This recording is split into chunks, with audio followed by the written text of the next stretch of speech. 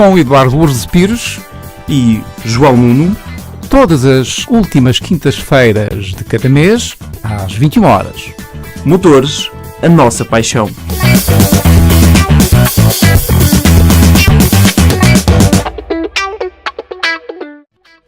Muito boa noite e muito bem-vindos. Programa Motores, a nossa paixão, episódio número 5.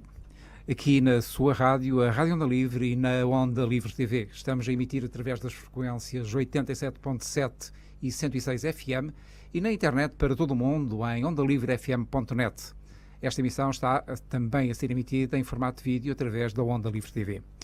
Hoje, na emissão de Motores, a nossa paixão, vamos falar do Grande Prémio da Bélgica em Spa, neste fim de semana.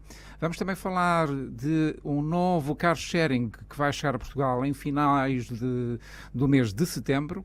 Vamos também abordar, ainda que de uma forma ligeira, uma entrevista dada muito recentemente pelo Presidente do Conselho de Administração da Mercedes-Benz e, finalmente, o ponto alto da emissão de hoje, a entrevista que tivemos a oportunidade de recentemente gravar com Carlos Barbosa, Presidente do ACP, Automóvel Clube de Portugal.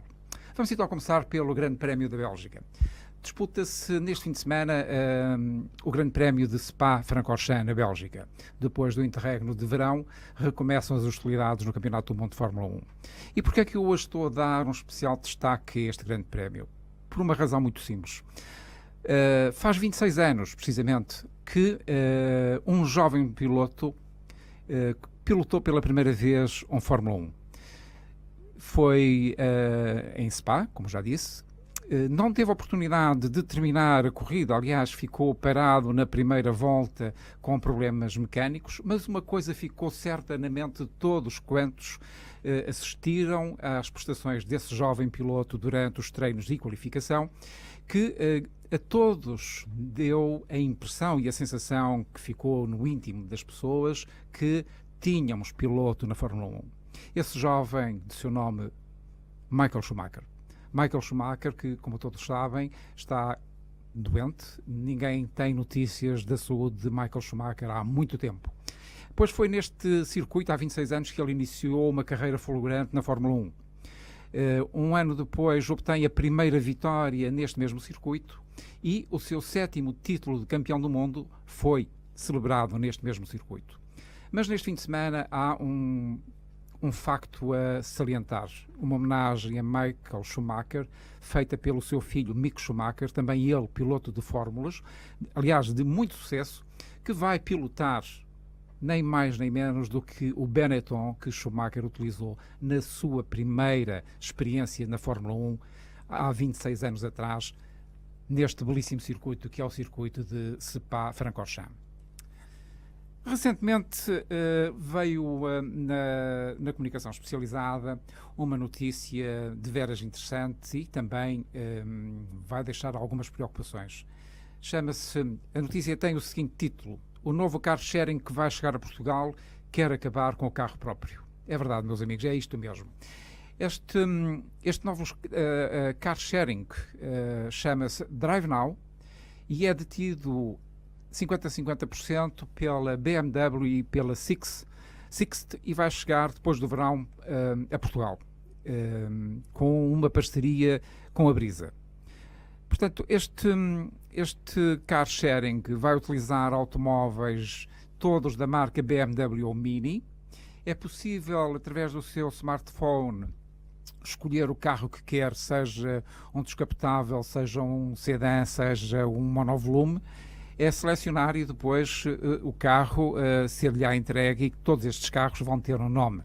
São batizados. Esta foi uma ideia de Nico Gabriel, que é um dos administradores desta Drive Now. Diz ele que é uma forma mais emocional de se ligar às pessoas. Portanto, quando o carro chega, o que é que tem a fazer? Introduz um PIN, senta-se no carro e é apenas seguir viagem. Este car sharing é o terceiro que existe na Europa. Portanto, o primeiro foi em Copenhague, na Dinamarca, depois em Helsínquia, na Finlândia, e chega agora a Portugal. De acordo com os líderes deste timesharing, que está atualmente em 12 cidades e em 8 países da Europa, tem uma frota de 5.700 carros, 16% são elétricos, e tem qualquer coisa como 925 mil clientes. Coisa pouca, não é verdade? De acordo com eles, as contas que eles fizeram, este sistema de car sharing permitiu já retirar 15 mil carros de circulação. E, portanto, a ideia desta gente é acabar de facto com a circulação do automóvel privado nas grandes cidades. Eles dizem que é mais barato que o táxi, fica em média 30% a 50% mais barato que o táxi, o aluguer, digamos, recorrer a um car sharing. Vamos ver quais vão ser os valores para Portugal, que vão ser dados a conhecer a partir de 30 de setembro.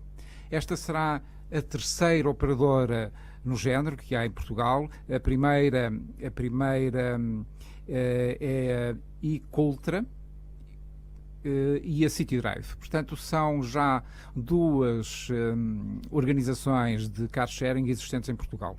Portanto, vamos ver o que é que isto nos vai dar no futuro. Vamos aguardar então pela data de 30 de setembro para sabermos quais os valores que nós teremos que pagar para podermos recorrer numa grande cidade, neste momento será apenas em Lisboa, aos serviços da car sharing. Recentemente, o presidente da Mercedes-Benz deu uma entrevista à Provider Solutions.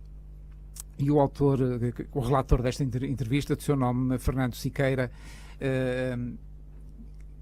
diz aqui, isto foi 16 de junho passado, não vamos esquecer aqui um facto, é que a Daimler-Benz tem um valor de 64,1 mil milhões de euros, é o valor desta grande marca automóvel. Portanto, tudo isto que o senhor presidente do Conselho de Administração da Mercedes diz, nós temos que o entender de duas maneiras. Uma maneira objetiva, tudo aquilo que ele refere é altamente preocupante para o futuro da sociedade moderna tal qual como a conhecemos e para a evolução desta mesma sociedade. E a segunda, há aqui uma perspectiva, uma interpretação subjetiva, que é o facto de ele, enquanto presidente de uma das maiores importantes empresas construtoras de automóveis do mundo, provavelmente querer dizer que candeia que vai à frente ilumina duas vezes e, portanto, alerta já para situações que vão ocorrer num futuro próximo. É que, segundo ele diz, e eu vou ler apenas um parágrafo, a nossa vida irá mudar dramaticamente nos próximos 20 anos. Ele diz que os concorrentes da Mercedes não são mais as outras companhias de carros, mas sim, e tomem nota, a Tesla, é óbvio, a Google, a Apple e a Amazon. Isto porquê? Porque a chamada inteligência artificial, que nós agora conhecemos através dos chamados software, vão, de facto, quebrar a maioria das indústrias tradicionais nos próximos 5 a 10 anos. Ele diz, para reforçar esta ideia, que, por exemplo, a Uber é apenas uma ferramenta de software. Eles não têm carros. A Airbnb é a maior empresa hoteleira do mundo, embora não possuam qualquer unidade hoteleira. Portanto, há uma aplicação na internet que se chama GoPlayer.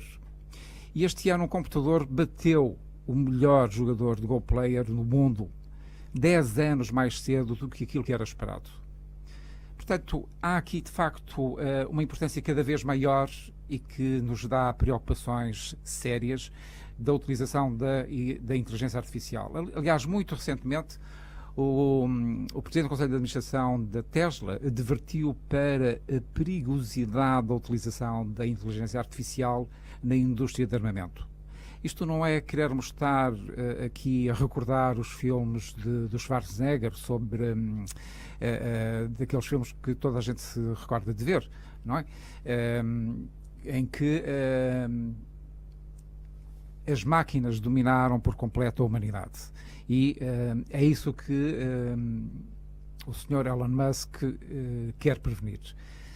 Poderá ser um bocadinho alarmismo, Não sei, o tempo nos dirá, mas que de facto deixarmos a inteligência artificial tomar conta das nossas vidas, provavelmente sim.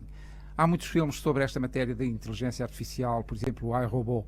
Toda a gente, seguramente muitos de vós viram esse filme, que também nos faz pensar um bocado na nossa relação com a máquina através da inteligência artificial.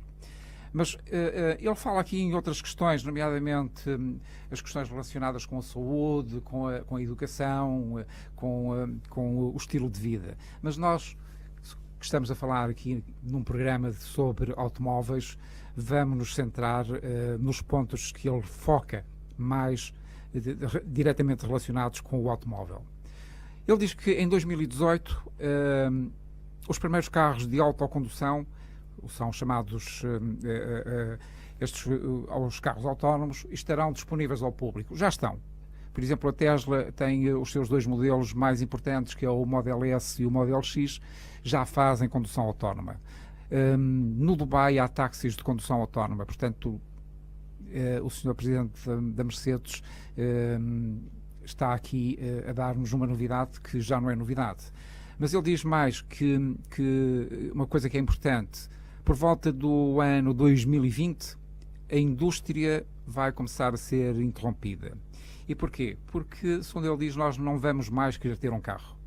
Nós vamos querer chamar um carro pelo telefone, ele vai aparecer onde nós estamos e vai nos levar até ao nosso destino.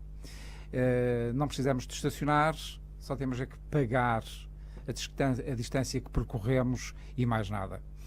Ele também diz aqui uma coisa, que os nossos filhos nunca irão ter uma carta de condução e nunca virão a possuir carro. Não sei se será assim, porque nós não podemos esquecer que a indústria automóvel e os automóveis batem fundo, mas mesmo fundo no coração das pessoas. Eu não estou a ver de maneira nenhuma o carro tal e qual como o concebemos ser transformado num nicho de mercado, a ver em que os preços serão exorbitantes, a manutenção do carro será exorbitante. Não estou a ver isso, não estou a ver acabar a competição automobilística, de maneira nenhuma. Agora, que há aqui muita coisa de concreto e que nos faz pensar duas vezes, sem dúvida nenhuma que há. É uma preocupação também para a indústria de componentes automóvel, da indústria automóvel, porque seguramente muitas fábricas que hoje produzem componentes terão forçosamente de que repensar a sua atividade no mercado. Tudo isto é porquê? É porque cá estamos mais uma vez a falar da inteligência artificial. Esta inteligência artificial está a entrar em força nas nossas vidas. Os carros de condução autónoma estão aí, é uma realidade sem dúvida nenhuma. Os computadores são cada vez mais avançados, os nossos smartphones são cada vez mais avançados. A indústria, este tipo de indústria está cada vez mais aperfeiçoada. Basta lembrarmos que, por exemplo, uma impressora 3D, que aqui há uns 10 anos atrás custaria qualquer coisa como 15 mil euros, hoje compra-se por menos de 400 euros.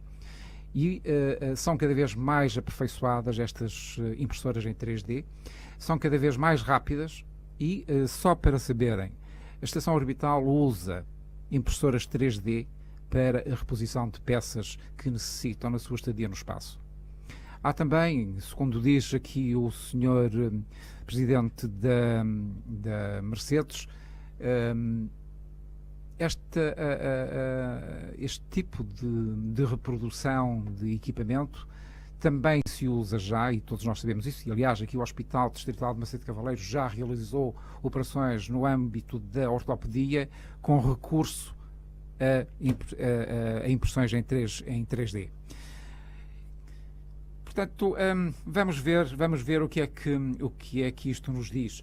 Ele diz também que, neste momento, os engenheiros da Audi e da Volkswagen, e aqui eu compreendo a boca, estão completamente aterrorizados com a Tesla.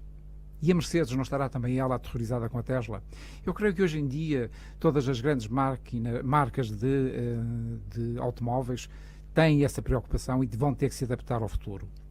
Eu lembro que, por exemplo, todos nós conhecemos a Ferrari. A Ferrari já está a pensar na próxima geração de motores, que serão todos eles híbridos numa primeira fase. E, inclusivamente, a Ferrari já está a pensar em participar no Campeonato do Mundo de Fórmula E que é a fórmula elétrica.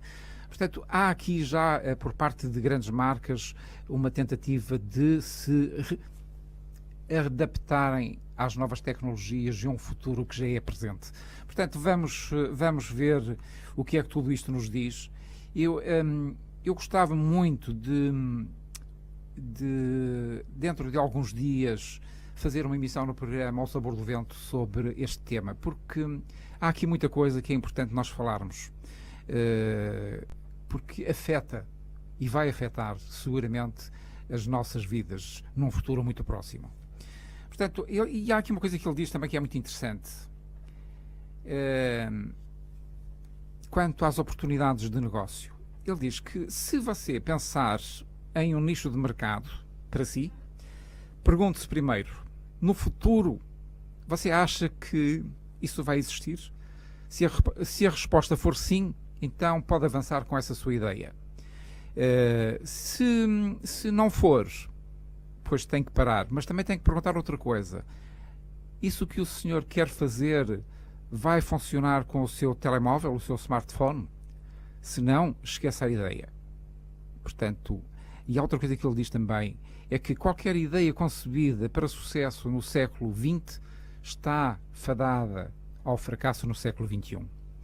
Ele também diz, isto aqui é muito grave, 70% a 80% dos empregos vão desaparecer nos próximos 20 anos. Haverá uma grande quantidade de novos postos de trabalho, mas não está claro se haverão novos empregos suficientes num pequeno período de tempo. Vamos ver. Vamos ver o que é que isto nos diz, porque de facto estamos aqui a ouvir e a ler coisas que são importantes, que, como disse, vão mexer com a sociedade tal e qual como a conhecemos. Vai haver crise, vai sim senhores. Isto porquê? Porque a tecnologia vai tomar as rédeas nas nossas vidas. Portanto, meus amigos, é sobre isto que eu vos gostaria de falar mais aprofundadamente numa próxima emissão. Hoje não. Hoje vamos ficar por aqui no que diz respeito a esta entrevista com o presidente da Mercedes, mas vamos voltar a ela. Vamos voltar à questão dos carros partilhados, do chamado car sharing, e vamos falar da crise que vai afetar a indústria de componentes automóveis. São 21 horas e 23 minutos e estão com a Rádio Onda Livre e o programa Motores, a Nossa Paixão. Hoje, o episódio número 5. Estamos nas frequências 87.7 e 106 FM e na internet para todo o mundo em ondalivrefm.net. Recentemente tivemos o privilégio de entrevistar Carlos Barbosa. Carlos Barbosa é o presidente do Automóvel Clube de Portugal. E foi uma conversa de veras interessante. Carlos Barbosa foi igual a si mesmo, polémico, contundente e muito seguro de si. Essa entrevista vamos passá-la já de seguida para partilhar desses momentos que tivemos a oportunidade de gravar na sede do ACP do Porto muito recentemente. Fica convosco, Carlos Barbosa.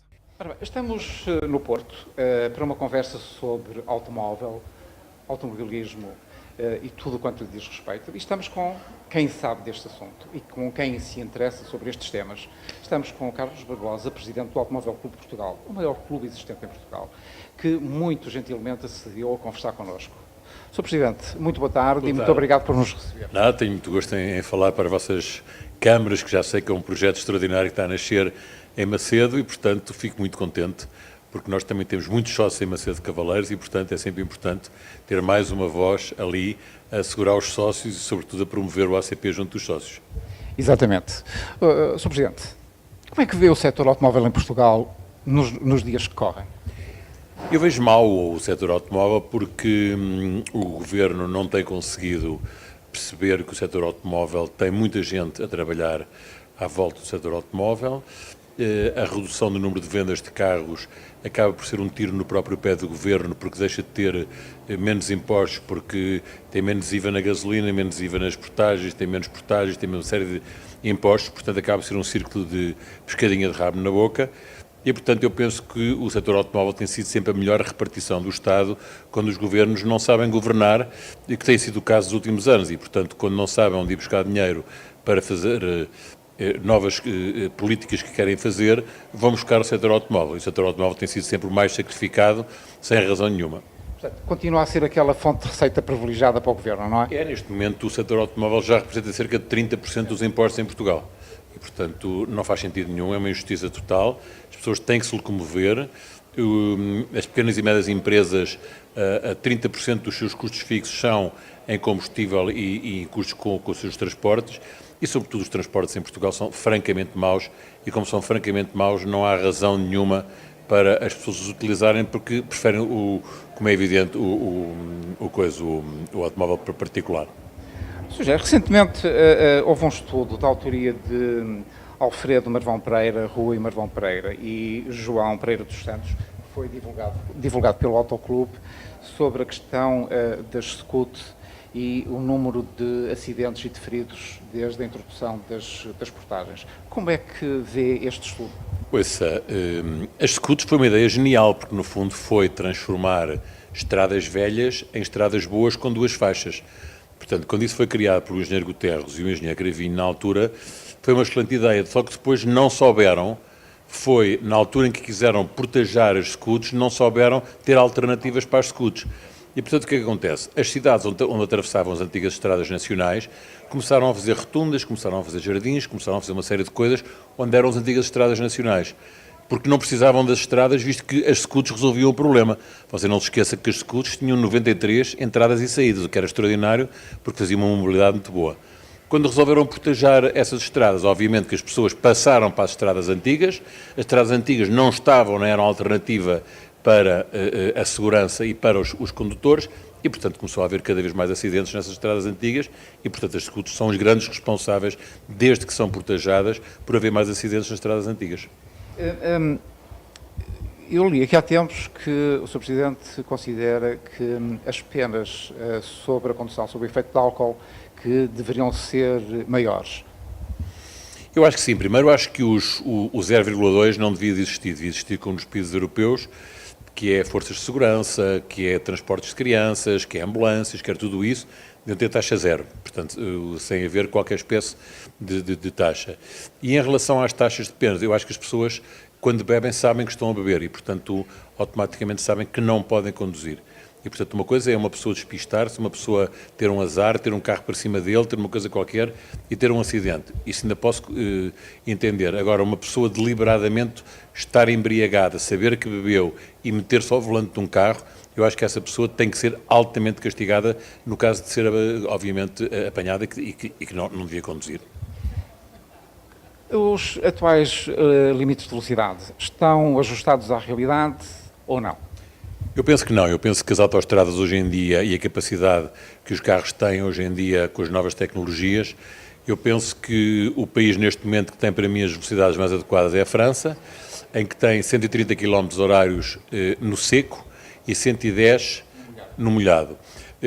Veja que, por exemplo, a Alemanha não tem limite de velocidade na maior parte das autoestradas, mas agora também puseram limite de velocidade às entradas e saídas das autoestradas 120, o que já faz sentido. Portanto, os carros são cada vez mais seguros, as estradas são cada vez mais seguras e, portanto, veja que mesmo em Portugal os acidentes não são, efetivamente, apenas 3% são nas autoestradas, tudo o resto é nas estradas nacionais. Como é que vê a atuação quer da PSP, quer da GNR neste capítulo? Vejo que há uma evolução positiva da GNR no sentido de não haver caça à multa, mas continua a haver muito caça à multa porque, como sabe, o Orçamento do Estado continua a obrigar, entre comas, a haver 80 milhões no Orçamento do Estado em multas e, portanto, as forças de segurança têm que fazer esses 80 milhões para poderem também beneficiar alguma coisa com isso, não é? Sr. Presidente, face aos números disponíveis até ao momento, e a fonte é o Autoclube, registrou-se um aumento quer do número de mortos face a 2016, quer de feridos ligeiros. Como é que lê esta situação? Eu vejo de uma maneira muito grave, porque no fundo o dinheiro não está a ser utilizado para aquilo que devia ser utilizado, que é para as campanhas publicitárias. Como você sabe, 4% do seu seguro automóvel, do seu prémio, vai para o Fundo de Garantia Automóvel. O Fundo de Garantia Automóvel, efetivamente, dá por ano cerca de 18 a 20 milhões. 50% pagam os acidentes de quem não tem seguro e os outros 50% são para campanhas. Antigamente ia metade para as estradas de Portugal e metade para as campanhas da prevenção rodoviária. O que acontece é que o Estado está a utilizar esse dinheiro, quer da prevenção rodoviária, quer das estradas de Portugal, para comprar pistolas, para comprar carros para a polícia, para comprar outras necessidades que têm para as forças de segurança e não estão a fazer as campanhas que deviam fazer. Há umas campanhas muito pequenas da Autoridade Nacional de Segurança Rodoviária, nas alturas crises, férias do Natal, tudo isso, mas não chegam. E, portanto, é obrigatório estar permanentemente a bater na cabeça dos automobilistas com campanhas rodoviárias, como se faz lá fora, aliás. Para si, conduz-se bem ou conduz-se mal em Portugal? Eu acho que se conduz mal porque o ensino é mau e porque os exames são maus. Portanto, os exames não são rigorosos quanto deviam ser. As pessoas vão para as escolas de condução não é para aprender a conduzir, mas sim para tirar a carta, e assim que tiram a carta, depois vão para a estrada a aprender a conduzir. E, portanto, devia ser ao contrário. O que é que acha que deveria ser feito no que diz respeito ao ensino da condução? Eu acho que se devia ver qual é o novo ambiente rodoviário que se vive hoje em dia nos países todos. O ambiente rodoviário já nada tem a ver com o código que nós aprendemos e com os... Só para dar um exemplo ridículo, o exame de condução prático é tirado à sorte de 5 percursos que estão decretados por lei. Portanto, o aluno, no dia antes de fazer o exame, faz os 5 percursos, é-lhe indiferente do que sair no dia a seguir, porque já os treinou, quando devia ir para um ambiente rodoviário normal, para o trânsito, para uma autoestrada, para a chuva, para a noite, para tudo isso. Só para lhe dar um exemplo, no Mónaco fazem-se 4 exames para se poder ter a carta de condução. O ACP tem escolas de condução e tem centros de exames, não é? Que razão é que o Sr. Presidente aponta para um candidato, o condutor, optar por uma escola ACP? Eu vou-lhe explicar. Nós no ACP temos neste momento cerca de 83% de aprovação dos alunos que vamos a exame, porque obrigamos efetivamente a que eles tenham as 30 aulas de ensino teórico e obrigamos efetivamente que eles tenham 30 aulas de ensino prático. Mais, a média de aulas de ensino prático de um aluno do ACP que vai a exame é entre 36 e 38 aulas. O que quer dizer que nós só deixamos ir a exame quando achamos que ele está completamente preparado. Além de que, a primeira vez que ele se senta num automóvel, senta-se num simulador no ACP, onde é a mesma coisa, não é? E, portanto, as primeiras 3 aulas de condução são feitas num simulador para ele poder-se estar à vontade dentro do carro que depois vai conduzir mais tarde. Esta questão do ACP ter escola de condução e ter centro de exames, não receia que haja aqui o aparecimento de juízos de valor menos corretos? Eu acho que quem tem escolas de condução não devia ter centros de exame. E estou-me a bater isso há 8 anos e, portanto, estou a falar contra mim próprio. Mas enquanto, obviamente, as autoridades não fizerem isso, porque, como você sabe, as escolas de condução em Portugal são muito familiares. É o pai, é a mulher, é o filho que tomam conta das escolas e, portanto, aquilo é muito familiar. Os centros de exame, que havia os centros de exame do IMT, estão todos parados. Como você sabe, os parques de estacionamento do IMT servem para estacionamento dos instrutores, em vez de serem para um parque de manobras que foram para isso que foram criados. E, portanto, tem que haver os centros de exame, como há os centros de exame de outras entidades. O nosso centro de exames continua a funcionar regularmente. Tivemos um problema muito grave com instrutores, no sentido de haver hipotética corrupção. Foram imediatamente 18 presos e, portanto, não houve dúvida nenhuma sobre isso. Provou-se que 2 não tinham nada a ver com isso, ou 3, e foram já readmitidos, mas eu defendo que os centros de exame devem ser completamente independentes das escolas de condução. E mais, o aluno devia ser obrigado a tirar à sorte o centro de exame para não ter hipótese de nunca ter qualquer espécie de contacto no centro de exame onde vai. Ainda na questão do ACP, o ACP aumentou recentemente o custo das guias de circulação internacional. Alguma razão particular para isso? Não, é exatamente o mesmo custo que o IMT aumentou. Portanto, o nosso aumento de custo é um custo de Estado. Não, é igual, é exatamente igual. Nós não podemos aumentar o preço porque o preço é tabelado pelo Estado. Portanto, nós não levamos mais por uma LIC do que leva uma loja do cidadão. Mas o prazo de validade é menor, não é? Não, é exatamente igual. É exatamente igual. É tudo igual. Vamos mudar de assunto? Vamos. Automóveis clássicos. Sim. Como é que está o projeto da Federação dos Automóveis Antigos? Ouça, eu penso que a Federação dos Automóveis Antigos, nós tivemos várias conversas com clubes do Norte, houve agora umas eleições recentes no CPPA, que também mudou a direção do CPPA ao fim de muitos anos. Houve sempre uma discussão norte-sul, quem é que tinha a federação, que não faz sentido absolutamente nenhuma, porque os carros antigos em Portugal são 10 mil carros antigos ou 10 mil carros clássicos que existem no país todo, e, portanto, não faz sentido haver uma guerra de uma federação norte-sul. Acho que deve haver uma federação que englobe tantas pessoas do sul como a coisa. Nós temos o maior clube de clássicos hoje em dia, com cerca de 3.900 pessoas que pagam e que têm os carros registados. Vamos a fazer uma nova aproximação à nova direção do CPPA, no sentido de podermos ter outra federação a funcionar, mas realmente houve muitos entraves que não fizeram sentido durante estes anos todos para que não se fizesse uma federação nacional sobre os veículos clássicos.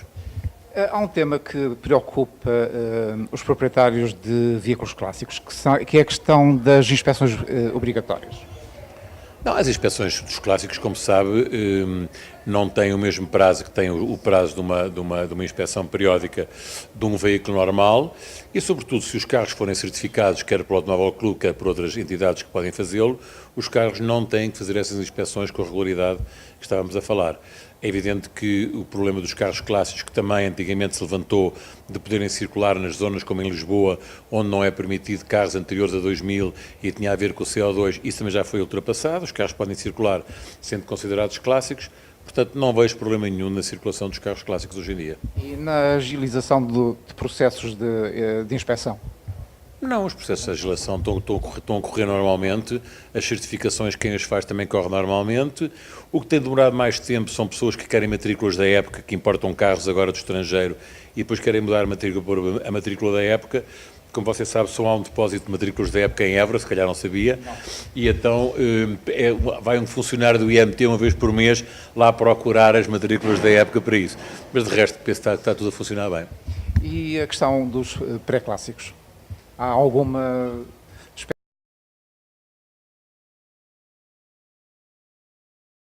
anos. E, portanto, há muita gente que tem carros mais recentes, mas que quer entrar nos passeios, quer entrar, enfim, nas paródias que se fazem, nos magníficos sítios de Portugal que se visita, e, portanto, o pré-clássico acho que foi uma excelente invenção para que se possam esses carros todos andar, não terem 25 anos, estarem em ótimo estado e poderem circular e fazer os passeios dos clássicos também. Muito bem. É uma coisa que me agrada porque eu tenho um com 17 anos. Então, força como pré-clássico no Sim, sim. O que é necessário, já agora, para quem tem carros nessas circunstâncias, o que é necessário, quais são os requisitos para registar como pré-clássico? É só telefonar para o ACP, falar para o ACP Clássico, registar-se e tem imediatamente a certificação que é feita de acordo com o livreto, com essas coisas todas. Ok, excelente. Meus amigos, quem tiver um carro já que possa ser considerado um pré-clássico, contacte que tem o ACP e registrem-me. O Sr. Presidente é um homem apaixonado por automóveis. Sei que teve ou tem um número substancial de automóveis e eu gostava de perguntar, qual foi o seu primeiro automóvel? O meu primeiro automóvel foi um Honda 360 ED 3068, que era a matrícula, que era um Honda 360 que eu tinha 18 anos e quando um tipo tem 18 anos tem a mania que é malandro, não é? E então mandei-lhe pôr, fui ali a um torneiro, mandei-lhe pôr umas jantes mais largas. E quando vi com o carro com as jantes mais largas ia-me virando na primeira curva.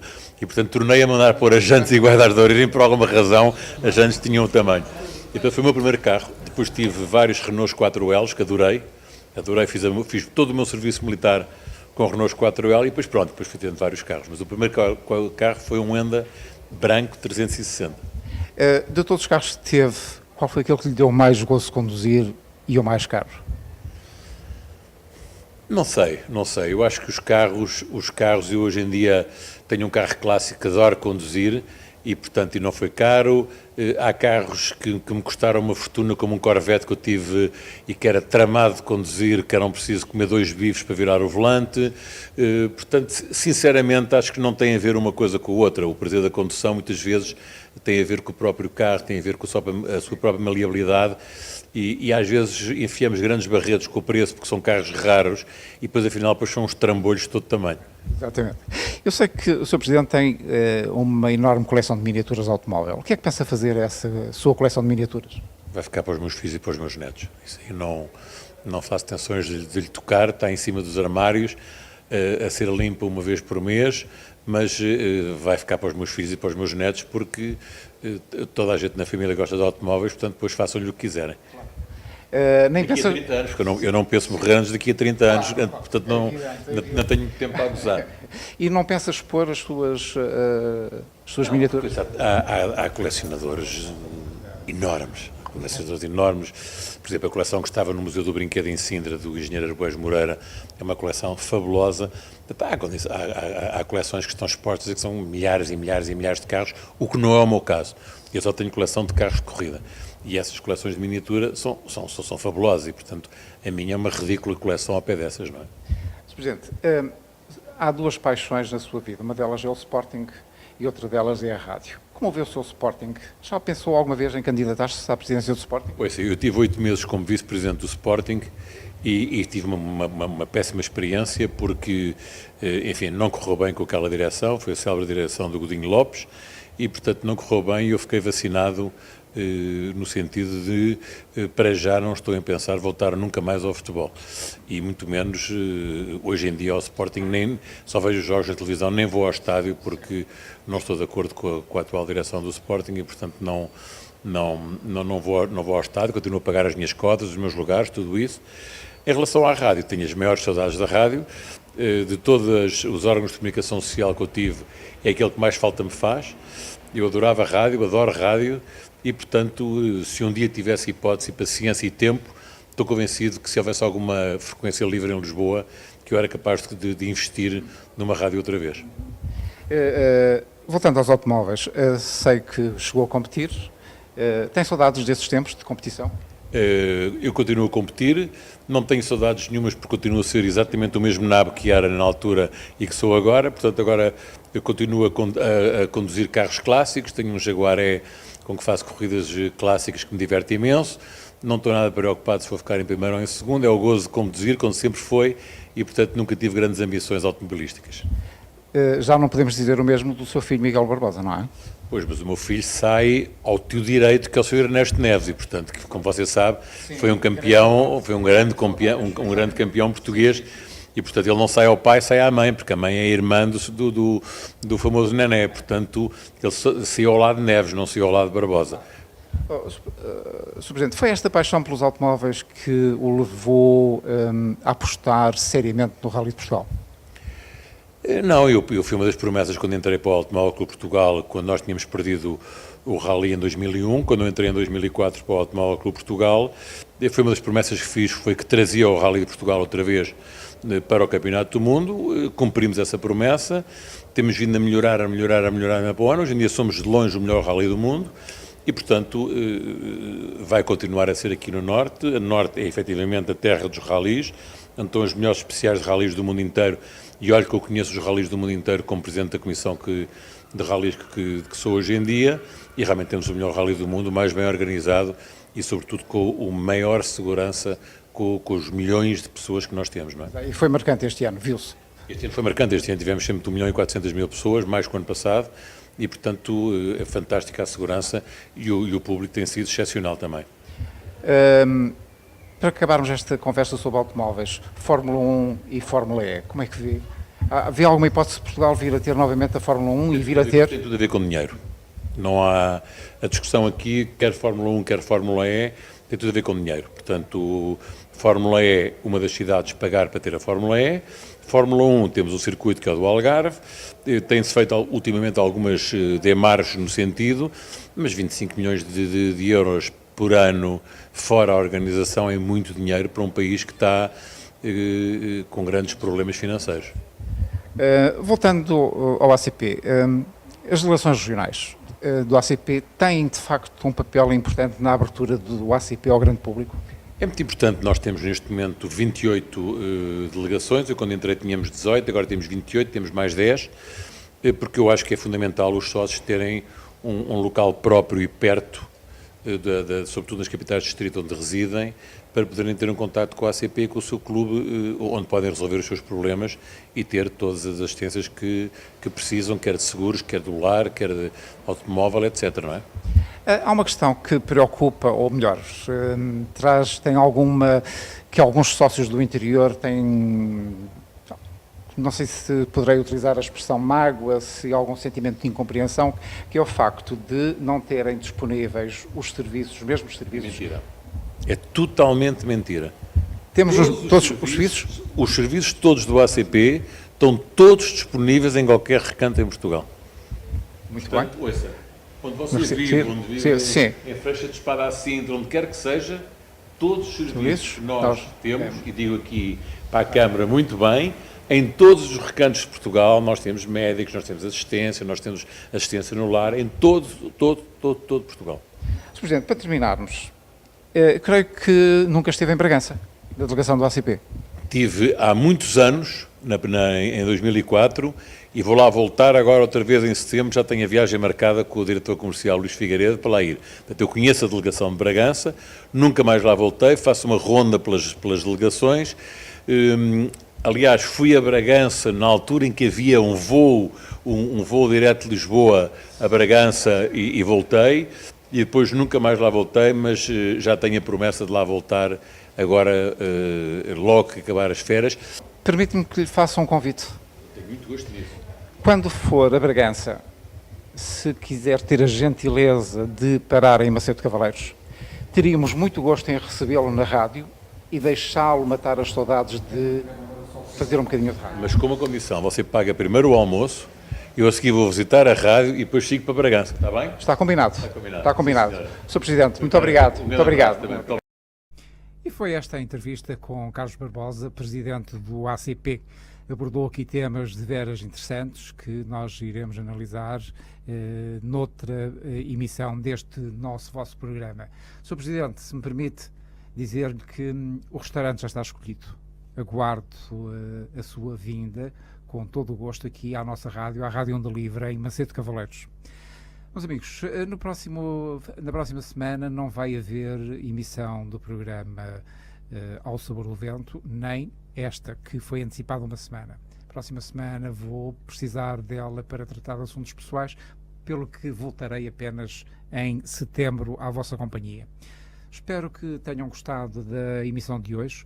Aquilo que eu falei no início desta emissão podem consultar na página do programa no Facebook, facebook.com/motores a nossa paixão, onde eu hoje à noite irei partilhar estes conteúdos para poderem ler com atenção, e nas próximas emissões podem de facto contactar connosco por mensagem. Eu depois dar-vos aí o número de telefone por onde podem colocar as vossas questões e nós procuraremos responder. Aqueles que estão a conduzir neste momento ou estão a pensar em sair de carro no fim de semana, pois peço-vos que conduzam com segurança, observem as regras do Código da Estrada, façam pausas na vossa condução, evitem refeições pesadas, evitem tomar álcool. Ser prudente é a melhor maneira de se evitar o acidente. Meus amigos, aqueles que estão de férias, continuação de umas boas férias. Os que não estão, pois paciência, bom trabalho. Marcamos encontro para daqui a 15 dias no programa Ao Sabor do Vento. Até lá, muito boa noite, fiquem bem e sejam felizes.